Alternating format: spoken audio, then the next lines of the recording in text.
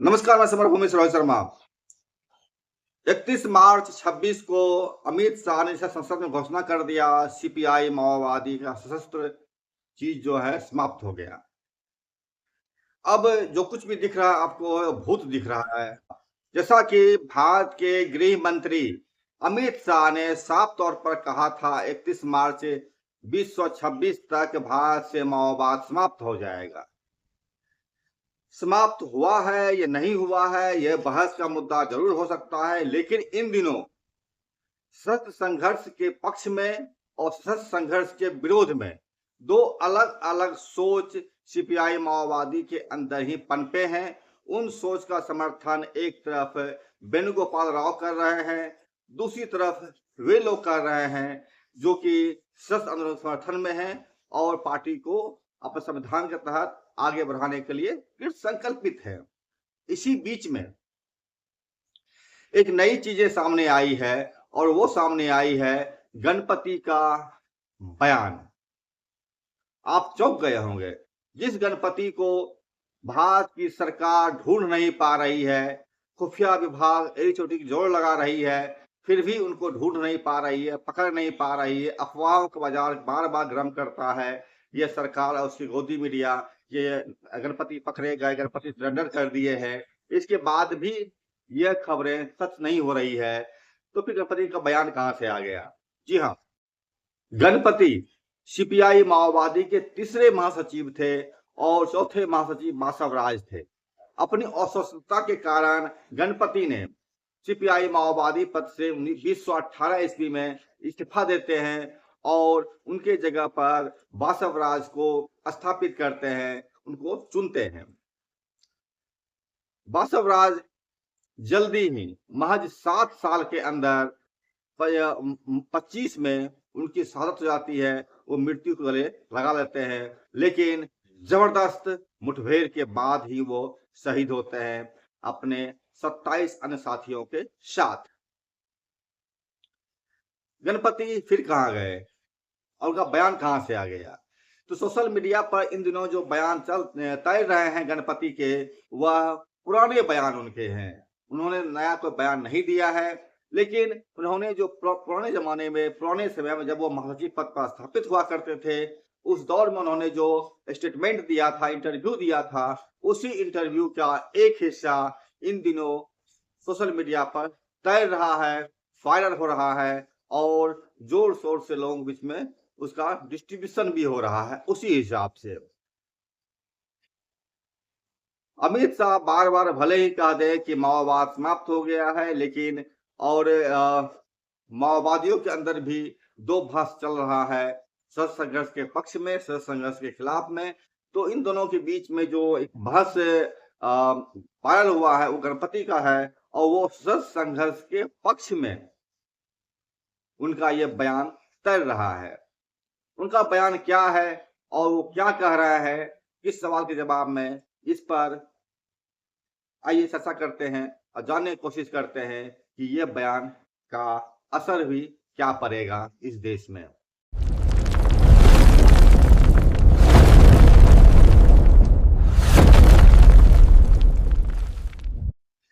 तो हम बात कर रहे थे गणपति के बयान के बारे में। गणपति सीपीआई माओवादी के तीसरे महासचिव थे, या यूं कहें कि अभी भी वो जीवित हैं, लेकिन कहाँ है किन्हीं को नहीं पता। उनका पुराना इंटरव्यू ये कब का है, कहाँ का है, किसने लिया है, इसकी जानकारी तो इस वायरल जो आ रहा है नोट, उसमें तो नहीं दिख रहा है। लेकिन उनके जो सवाल और जवाब है, वो 3 सवाल का उनसे पूछा गया था और 3 सवाल का जवाब उनका दिया गया है। इन तीनों अंश को जो है काट करके प्रसारित किया जा रहा है। जानना जरूरी है कि गणपति का बयान क्या है और उनके सवाल क्या है, गणपति का जवाब क्या है। उनसे पहला सवाल जो पूछा गया है, किसने पूछा मुझे नहीं मालूम, क्योंकि इसका जिक्र इस में नहीं है। प्रश्न पूछा गया है कि सशस्त्र संघर्ष क्यों आवश्यक है? क्या यह सच नहीं है कि हिंसा बड़ी संख्या में लोगों को पार्टी से दूर कर देती है? गणपति का जवाब है, सशस्त्र संघर्ष या अहिंसक संघर्ष का प्रश्न किसी व्यक्ति या दल की व्यक्तिगत इच्छाओं और आकांक्षाओं पर आधारित नहीं है। यह किसी की इच्छा से स्वतंत्र है। यह एक ऐसा नियम है जो सभी ऐतिहासिक अनुभवों से सिद्ध होता है। यह इतिहास का एक तथ्य है कि विश्व में कहीं भी वर्ग समाज के ऐतिहासिक विकास में कहीं भी प्रतिक्रियावादी शासक वर्गों ने जन विरोध प्रदर्शनों के हिंसक दमन का सहारा लिए बिना सत्ता पर काबिज रहने के उद्देश्य से किए गए हिंसक प्रतिरोध के बिना सत्ता नहीं छोड़ी, जब तक कि उन्हें बलपूर्वक बेदखल नहीं कर दिया गया। बेशक शांतिपूर्ण आंदोलनों, जन विरोध प्रदर्शनों के माध्यम से सत्ता परिवर्तन के उदाहरण दिए जा सकते हैं, लेकिन वे सभी केवल सत्ता परिवर्तन थे, व्यवस्थागत परिवर्तन नहीं। शासक वर्गों का एक वर्ग उसी वर्ग के दूसरे वर्ग को बिना किसी हिंसक उथल पुथल के सत्ता सौंप सकता है, लेकिन जब एक शासक वर्ग को दूसरे शासक वर्ग द्वारा प्रतिस्थापित किया जाता है जिसके वर्ग हित बिल्कुल विपरीत हो, तो ऐसा नहीं होता। हालांकि हम पाते हैं कि इन सत्ता परिवर्तनों में भी अक्सर हिंसक झड़पें होती है, जैसा कि अफ्रीका, एशिया और लैटिन अमेरिका के कई हिस्सों में देखा गया है। यहाँ तो हम बंगाल में भी देख चुके हैं सत्ता परिवर्तन जो हुआ है। तृणमूल कांग्रेस को हटा करके भाजपा सत्ता में आई है बंगाल चुनाव के बाद। वहां भी भयानक हिंसाएं हुई है। ममता बनर्जी टीएमसी के 300 से अधिक दफ्तरों में को आग के हवाले कर दिया गया। टीएमसी के बहुत सारे विधायकों को नंगे सड़कों पर दौड़ाया गया, उनको कूटा गया, पीटा गया और पूरी तरह से हालात किया गया। तो यहीं पर एक उदाहरण से साफ हो जाता है। हालांकि उदाहरण ये अफ्रीका, एशिया, लैटिन अमेरिका जैसे देशों में दे रहे हैं, लेकिन यह चीज तो भारत में भी देखा गया है कि साधारण सत्ता परिवर्तन भी कितना हिंसक है, हो रहा है। खैर, आगे लिखते हैं, हम वास्तव में सशस्त्र संघर्ष की आवश्यकता के बिना व्यवस्थित परिवर्तन लाने में अधिक प्रसन्न होंगे। जब हमने संघर्ष शुरू किया, गणपति कह रहे हैं, जब हमने संघर्ष शुरू किया तो यह मूल रूप से लोगों के विभिन्न मुद्दों जैसे भूमि, आजीविका और सामंती एवं साम्राज्यवादी शोषण एवं उत्पीड़न से मुक्ति पर आधारित एक शांतिपूर्ण आंदोलन था। यह समझना मुश्किल नहीं है कि कोई भी सामंती अपनी भूमि या सत्ता को केवल इसलिए नहीं छोड़ेगा क्योंकि जनता इसे अपना लोकतांत्रिक अधिकार मानती है। जमींदार जन प्रतिरोध को क्रूर बल से दबाने के लिए अपने पास मौजूद सभी संसाधनों का उपयोग करेगा। वह स्थानीय पुलिस और विशेष बलों, केंद्रीय अर्धसैनिक बलों और आवश्यकता पड़ने पर सेना का भी सहारा लेगा। यहाँ पर चीजें और जोड़ना चाहिए था गणपति को कि यह तबका अगर सेना भी हार जाता है तो अंतर्राष्ट्रीय सहयोग भी ले सकता है, ये लोग या लेगा या लेता रहा है। अभी जो 31 मार्च 26 का जो अनाउंसमेंट किया गया था कि माओवाद को समाप्त कर देंगे, लोग बताते हैं कि इसमें अंतर्राष्ट्रीय जासूस या यूं कहे अमेरिका की CIA और इजराइल की मोसाद की सम्मिलित कार्रवाई का तहत ही भारत में माओवादियों के कारण नुकसान पहुंचाया जा सका है, अन्यथा संभव नहीं था। तो मुझे लगता है गणपति के इस बयान में चीज छूट गया है। बहरहाल आगे गणपति बोलते हैं, हमने यह तब देखा था जब भी हमने सामंतवाद विरोधी संघर्ष शुरू किया था। 1970 के दशक के उत्तरार्ध में जगतयाल में किसानों द्वारा जमींदारों के सामाजिक बहिष्कार के कारण उन्हें गांव छोड़कर भागना पड़ा था। हमारा क्रांतिकारी आंदोलन 100 से अधिक गांवों में फैल गया, जिसने सत्ताधारियों को हिलाकर रख दिया। इस अहिंसक संघर्ष के बाद जो कुछ हुआ वह उन सभी लोगों के लिए एक सबक होना चाहिए जो सशस्त्र संघर्ष के प्रति भ्रम या पूर्वाग्रह रखते हैं। कुछ सप्ताह बाद जमींदार भारे के सैनिकों के साथ वापस आए और बड़े पैमाने पर हिंसा और क्रूर दमनकारी उपाय किए, जैसे गिरफ्तारियां, किसानों पर अत्याचार, उनकी संपत्ति का विनाश, क्षेत्र को अशांत घोषित करना, लोगों के नागरिक अधिकारों पर अंकुश लगाना आदि। यही वह मोड़ था जब पार्टी को हथियार उठाने पर विवश होना पड़ा और यह किसी भावुकतापूर्ण विचार के कारण नहीं था। साम्राज्यवाद विरोधी संघर्षों और राष्ट्रवादी आंदोलनों के साथ भी यही स्थिति है।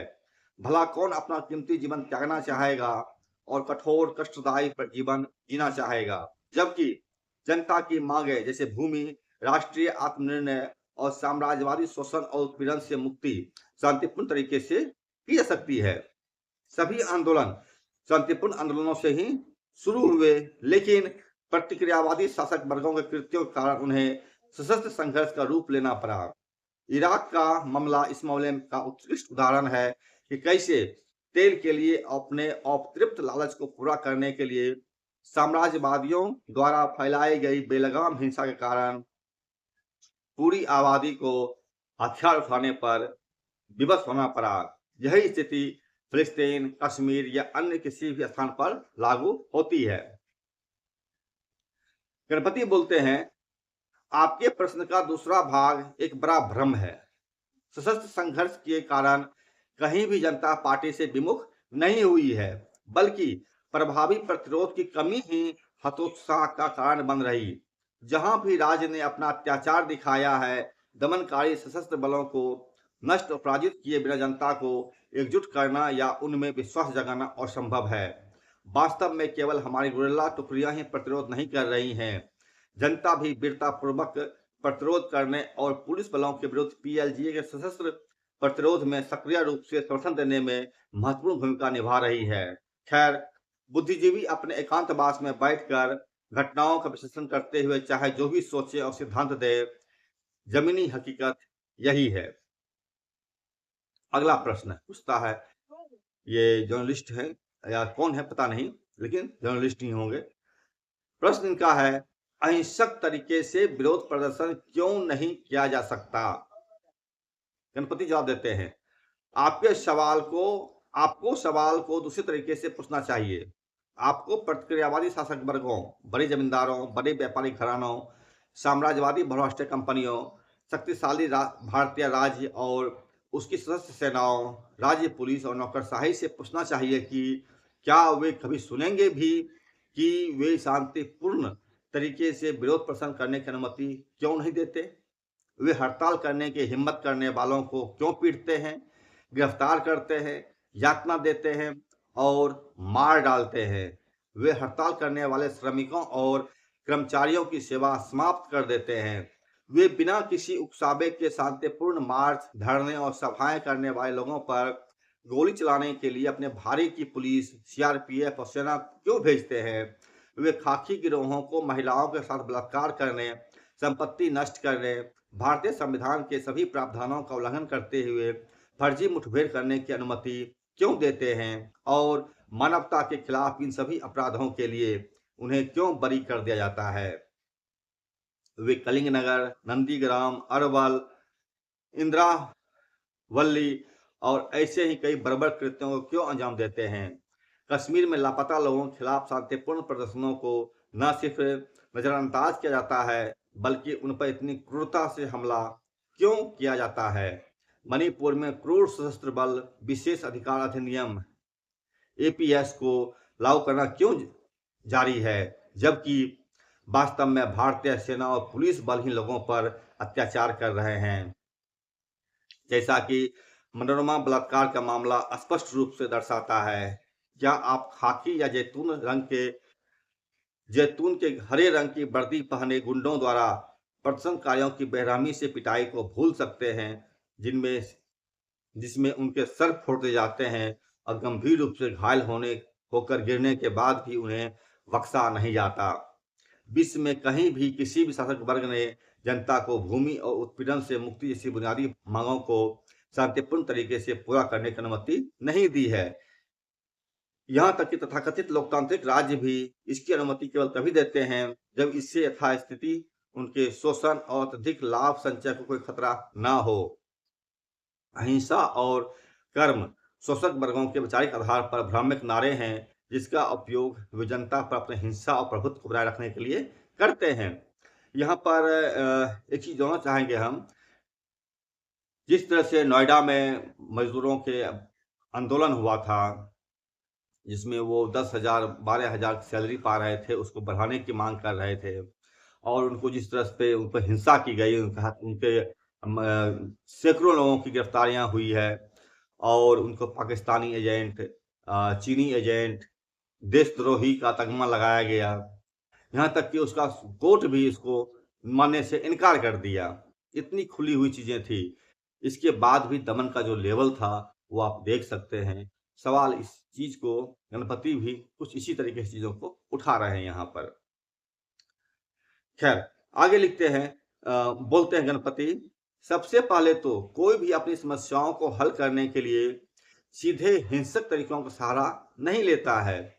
जब उनके शांतिपूर्ण मार्च, रैलियां, धरने, भूख हड़ताल, आम हड़ताल आदि अनसुने कर दिए जाते हैं या कुचलने की कोशिश की जाती है, तभी वे हिंसक तरीकों का सहारा लेने के लिए मजबूर होते हैं। यह एक अकाट्य तथ्य है। चाहे वो क्रांतिकारियों द्वारा चलाया गया सामंतवाद विरोधी सशस्त्र कृषि संघर्ष हो, पूर्वोत्तर कश्मीर के राष्ट्रवादी आंदोलन हो या साम्राज्यवाद विरोधी संघर्ष हो। इन सार्वभौमिक सत्य को समझने के लिए आपको दुनिया में कहीं भी, केवल भारत में ही नहीं, सशस्त्र आंदोलनों की उत्पत्ति पर एक नजर डालनी होगी। संक्षेप में कहें तो सशस्त्र संघर्ष के विभिन्न रूपों को अपनाया गया है। जनता द्वारा अपनाए गए संघर्ष तरीके हमेशा शासक वर्ग के चालों पर निर्भर करते हैं, ना कि इसके विपरीत। और आपको यह भी ध्यान रखना चाहिए कि आज भी हम संघर्ष के हिंसक और अहिंसक दोनों रूपों का उपयोग करते हैं, ना कि केवल हिंसक रूपों का। आगे इसके बाद तीसरा प्रश्न से पूछता है पत्रकार कि क्या आपकी हिंसा आत्मरक्षा के लिए है या सत्ता हथियाने के लिए? गणपति कहते हैं, सच कहें तो इन दोनों को अलग नहीं किया जा सकता। दीर्घकालिक दृष्टिकोण से यह अंततः हमारा लक्ष्य सत्ता पर कब्जा करना है, जिसके बिना हमारे देश की जनता को साम्राज्यवाद, सामंतवाद और बड़े पूंजीपति वर्ग के चंगुल से मुक्त करना असंभव है। यानी मौजूदा अन्यायपूर्ण सामाजिक आर्थिक व्यवस्था को बदलना असंभव है, लेकिन जनता को अपनी शक्ति स्थापित करने के अंतिम लक्ष्य के लिए तैयार करने की प्रक्रिया में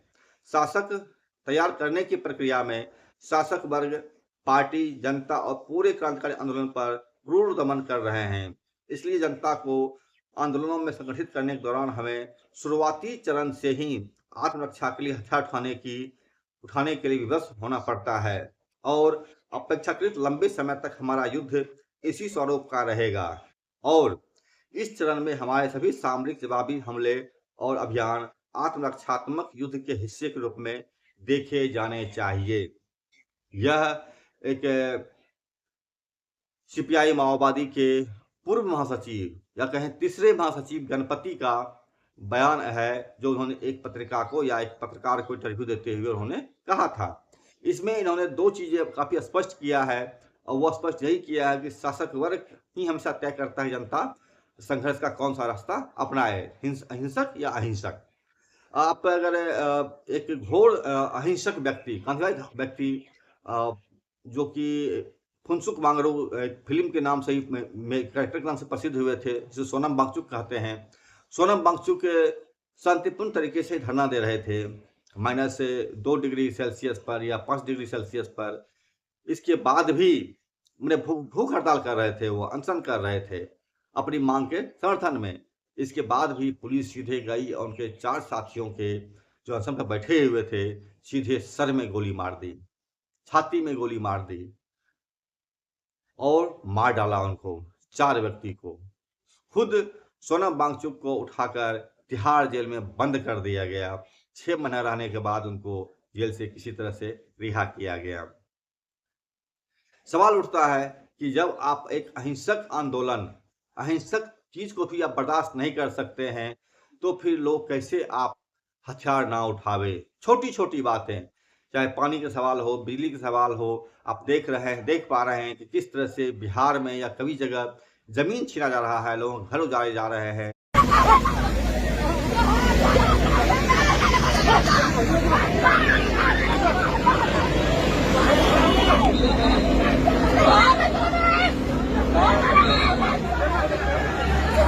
दर्शकहरूले देख्न सक्नुहुन्छ यहाँ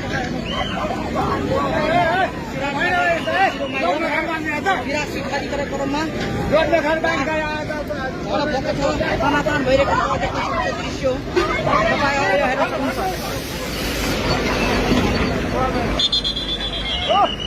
यो घर भत्काउने क्रममा यहाँ देख्न सक्नुहुन्छ यहाँ झडप हुने सम्भावना देखिरहेछ। यहाँ 82 भित्र सडक अतिक्रमण गरेर घर बनाएको घर जेसीबीले भत्काउने लाग्दा यहाँ तपाईँहरू देख्न सक्नुहुन्छ यहाँ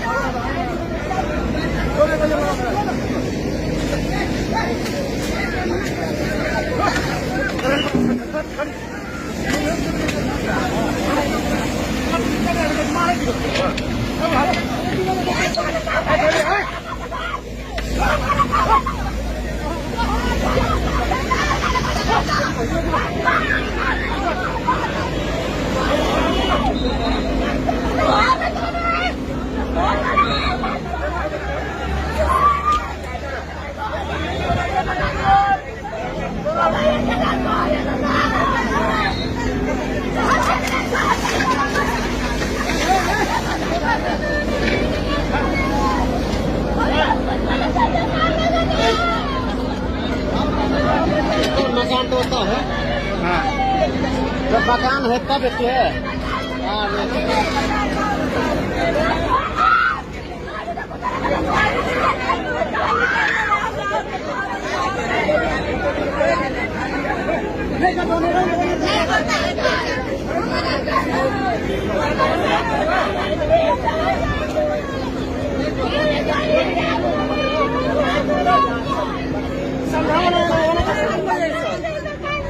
ये सब अपना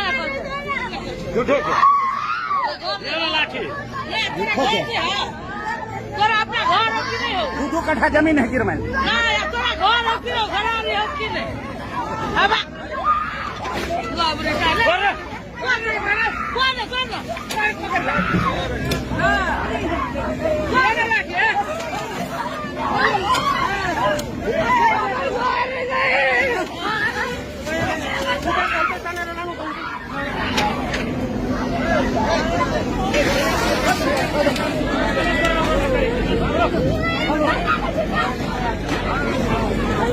मीटर के तार है, मीटर के तार का अधिकार पड़ेगा।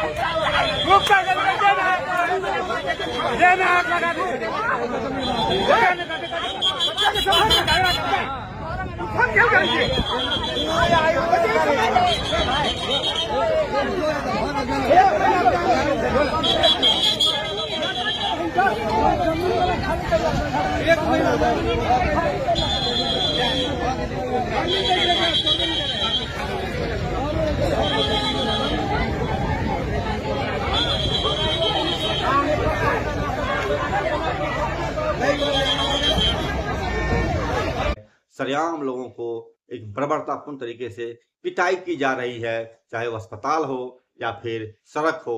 थप्पड़ मार के झूठ बोल रहे हो, थप्पड़ मार के झूठ बोल रहे हो, थप्पड़ मार के झूठ बोल रहे हो संजय। ये तो अभी भी मार रहे हैं, अभी भी मार रहे है ना भैया। उंगली नीचे नहीं भैया, आप गलत कर रहे हो भैया। ये भैया छोड़ो ना, आप गलत कर रहे हो। आप भी वीडियो बनाओ, आप वीडियो बनाओ, वीडियो बनाओ, वीडियो बनाओ। उंगली दिखा के बात करेगा मेरे से। उंगली भी दिखा के नहीं भैया, मैं हाँ मार रहे हो ना। जिसको थाना ले जाओ सर। रुको भैया, रुको रुको भैया, रुको भैया, बचाओ भैया हम लोग को। ट्रक वाले भैया, मैं आपके नहीं दूंगा, आपके हाथ में नहीं दूंगा, आप फेंक दोगे। 9 बजे 10 बजे से लेकर के 1 बजे का शो है, ठीक है। फिर उसके बाद मैं अपने घर जा रहा हूँ। ये बीच रोड में मेरे को रोक करके धमकी दे रहे हैं, चाबी बंद कर दिया है, आप मेरे को थप्पड़ मारे हो, ठीक है। क्या पूछे हैं वो रोक के? क्या पूछे हैं रोक करके? कहाँ से आ रहे हो पूछो, मैं भी बताया कहाँ से आ रहे हो। लेकिन बीच रोड में चाबी को क्यों बंद कर दिए? ट्रक था, मेरे बच्चे थे, ठुक जाते तो। थप्पड़ क्यों मारे? थप्पड़ क्यों मारे? तुम थप्पड़ मारे हो। तुम क्यों बोल रहे हो? तुम आप थप्पड़ मारे ही हो। मैं आपसे आप बात के बात कर रहा हूँ। आप मेरे को तुम बात के करके बात कर रहे हो। तुम झूठ बोल रहे।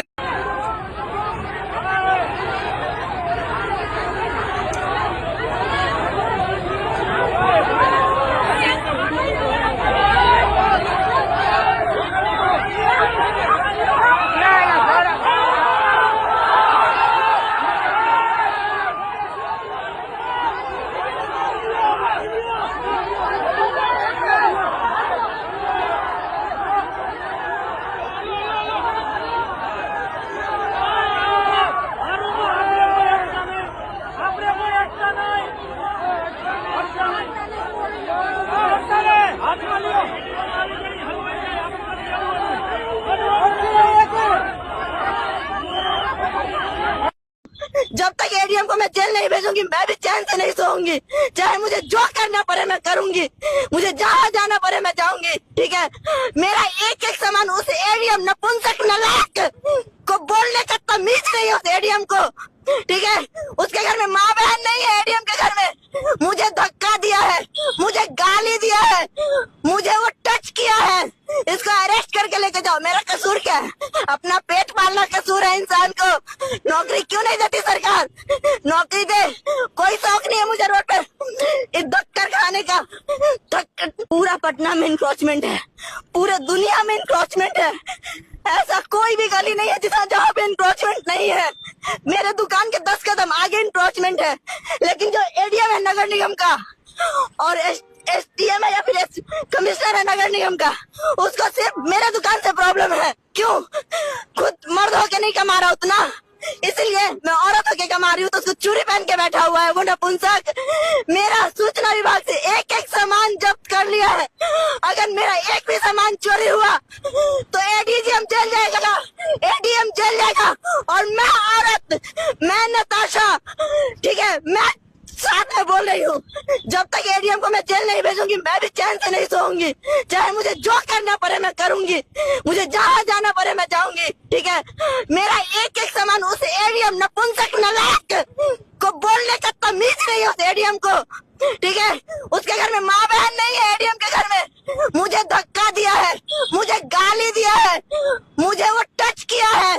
इसको अरेस्ट करके लेके जाओ। मेरा कसूर क्या है? अपना पेट पालना कसूर है इंसान को। नौकरी क्यों नहीं देती सरकार? नौकरी दे। कोई शौक नहीं है मुझे रोड पे इस धक्कर खाने का। टक्कर खाने का मुझे कोई शौक नहीं है रोड पे। रोड पे ना वैसे ही लोग आते हैं जो लाचार होते हैं, मजबूर होते हैं, ठीक है। सरकार को नहीं दिखती, मेरी आंसू सरकार को नहीं दिखती। कौन यहाँ रोड पे नहीं कमा खा रहा है? मैं तो बोलती हूँ, मैं दिल से बद्दुआ दे रही हूँ, मैं दिल से बद्दुआ दे रही हूँ, मैं रो के बद्दुआ दे रही हूँ। मेरी बेटी 4 बजे सुबह से लेके रात के 11 बजे तक अकेले रहती है घर में। 5 साल की मेरी बेटी है और मैं अकेली औरत हूँ, ठीक है। मेरे हस्बैंड नहीं है, मेरे परिवार में कोई नहीं है, मैं और मेरा बच्चा हूँ। मुझे इतना तकलीफ दिया जा रहा है, मैं बहुत तकलीफ में हूँ। मैं अंदर से बद्दुआ देती हूँ, सब बांझ हो जाएंगे, बांझ। सबका बाल बच्चा मर जाएगा रोड पे, कलप के मर जाएगा और मेरा बद्दुआ लगेगा। अगर महाकाल सुन रहे हैं जरूर आएगा, ठीक है, और मरेगा। एडीएम न बांझ हो जाएगा, उसका बाल बच्चा एक्सीडेंट होके मरेगा। लगता है ऐसा ही नहीं, लगता ही नहीं ऐसा है कि ये पुलिसकर्मी जो है या पुलिस के लोग हैं या मनुष्य हैं, बल्कि यूं लगता है कि ज़ॉम्बी हैं जो अपने वेतन के लिए, अपनी नौकरी के लिए, अपने पैसे के लिए किसी का भी सर काट सकते हैं, किसी का भी फर्जी मुठभेड़ में हत्या कर सकते हैं, किसी को भी फर्जी मुकदमे में जेल के अंदर भर सकते हैं और किसी का भी जीवन तबाह करने का इनको खुला लाइसेंस मिल जाता है। बहरहाल गणपति का ये स्टेटमेंट था। इस स्टेटमेंट को आप किस रूप में देख पाते हैं और क्या समझ पा रहे हैं, आप कमेंट करके जरूर बताएं। बहरहाल जिस तरीके से गणपति का यह बयान वायरल हो रहा है, सवाल यह भी उठ रहा है या उठना भी चाहिए कि क्या माओवादी एक बार फिर से संगठित हो रहे हैं, क्या माओवादी एक बार फिर से नई रणनीति अपना रहे हैं आगे बढ़ने के लिए, आगे चलने के लिए। नमस्कार, चैनल लाइक कीजिए, सब्सक्राइब कीजिए, शेयर कीजिए, हमसे जुड़े रहिए।